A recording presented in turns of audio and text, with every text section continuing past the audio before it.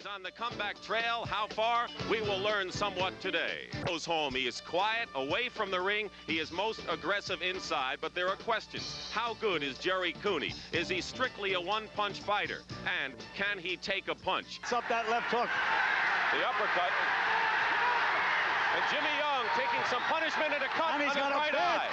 Got a bad cut on his right eye that could affect his vision, and apparently it is right now.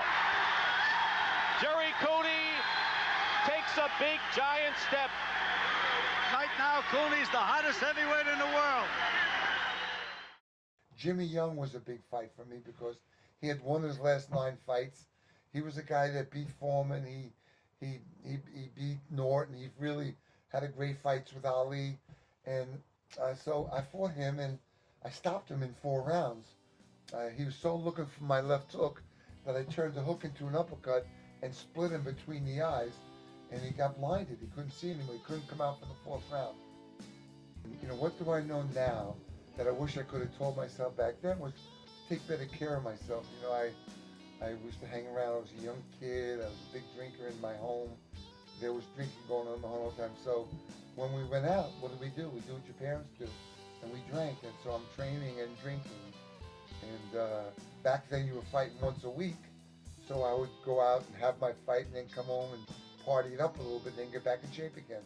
And when you're a young kid, you can handle that pretty well. But as you get older, it becomes more and more difficult. And, you know, you think that it's okay, I'll get away with it. And I'll, you know, and most of the times I did, but there were times when I didn't succeed, and I really regret those moments. Some of the most common setbacks that I see in boxers are consistency, because it's repetition is key. So you have to be here constantly doing it over and over and over.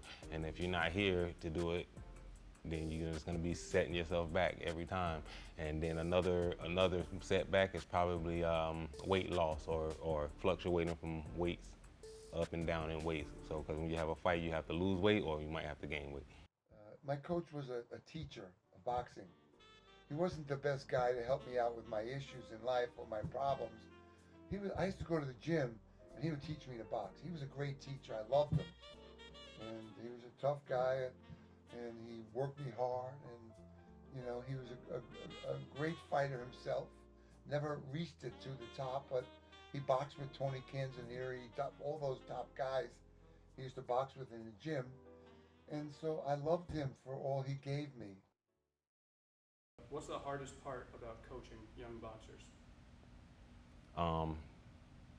Building a bond, a relationship with the fighter, because a lot of them, you know, they come in and they're kind of scared, so you got to kind of build a relationship with them because, you know, they've never been in this. This atmosphere is real grimy. You walk in and it's like, oh, it's all these people and, you know, hitting bags. There's a lot of testosterone, so people get kind of scared, so you kind of got to be a little easy on them and walk them into it. You can't just rush them.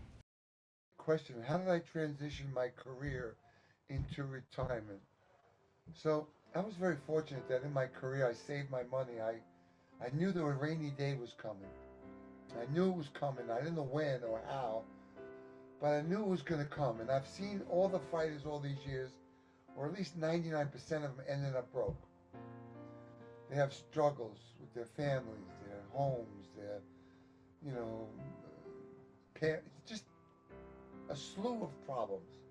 So I always thought, if they took $1 or 50 cents, you know, from every boxing match that takes place around the country, and they put that into a fund or a foundation, and helped raise money that way, 50 cents or $1 a ticket, come on. You can make enough money to help these guys straighten out all their problems, but they don't want to get involved with it. We tried. They don't want to give anything away. You know, I want to still be able to help the less fortunate. Help them understand more, help them get it, where to go for help, how to do that, have that courage to stand up and say, can you help me? That was the first thing I ever heard. Can you help me? And I thought, wow, you can ask that here. And I've been asking that question ever since, and it's been a great ride, for the most part. keep moving. Life is not waiting for us. There's no more do-overs. There's no more practice runs.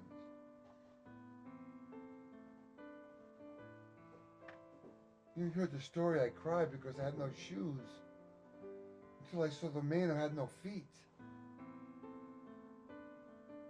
So we got to keep moving, staying positive, making lists and plans. And I'd say on Sunday, you get together, make a list of your week. What are you going to do? I'm going to work, I'm going to play, I'm going to take myself out, I'm going to see my wife, I'm going to, all these things, and get into a habit of it, and then more things come to fruition.